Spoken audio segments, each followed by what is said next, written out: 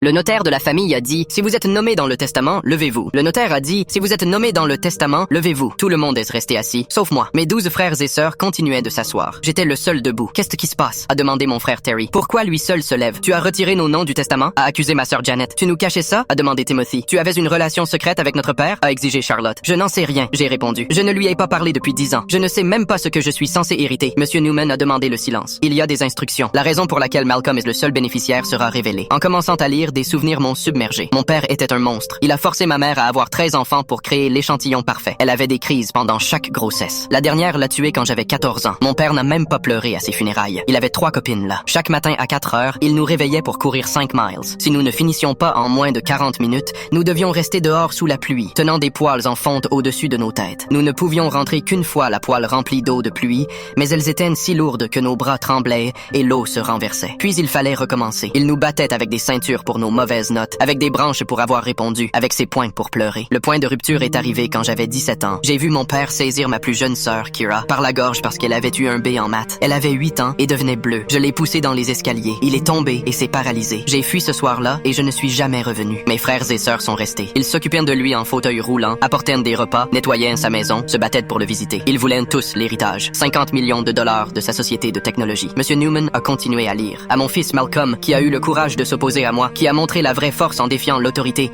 qui était le seul à avoir assez de cran pour me pousser dans ses escaliers. Mes frères et sœurs ont été choqués. Ils savaient, a dit Terry. Tu reçois l'intégralité de l'héritage, a continué Monsieur Newman. 9 000 $. Tout le monde s'est tu. 9 000 $, a crié Janet. Où est-ce le reste? Monsieur Newman a montré des relevés bancaires. Ton père a dépensé le reste de sa fortune dans ce qui semblait être des services de divertissement pour adultes en ligne. Des prostituées? A demandé Timothy. Des camgirls, a précisé Newman. Environ 200 000 $ par mois pendant les 15 dernières années. Il ne lui restait plus rien. Mes frères et sœurs ont explosé, criant sur les années perdues, sur le fait de nettoyer ses couches pour rien, sur les anniversaires manqués de leurs enfants. Tu savais, a accusé Charlotte en me pointant. Tu devais savoir. Je ne savais rien. Je ne lui ai pas parlé depuis que je l'ai poussé. Ils sont tous sortis en jurant mon nom, comme si j'avais volé leur fortune. Le lendemain, je suis allé à la banque et j'ai retiré les 9 000 $ en espèces. J'ai appelé mes 12 frères et sœurs pour qu'ils me rejoignent. Voici, ai-je dit, en divisant l'argent en 12 enveloppes. 750 $ chacun. Garde ton argent sale, a dit Terry. Mais il a pris l'enveloppe. Ils ont tous pris les enveloppes. L'argent pour lequel ils s'étaient dégradés, l'argent qu'ils avaient sacrifié. 750 $ pour 10 ans de servitude à un monstre. Je n'ai rien gardé. Je ne voulais pas un centime de cet homme. Même dans la mort, il était cruel. Le seul cadeau qu'il m'a fait, c'était de me prouver que le pousser était la meilleure décision de ma vie. Kira m'a appelé plus tard. Elle était la seule à me remercier pour l'argent.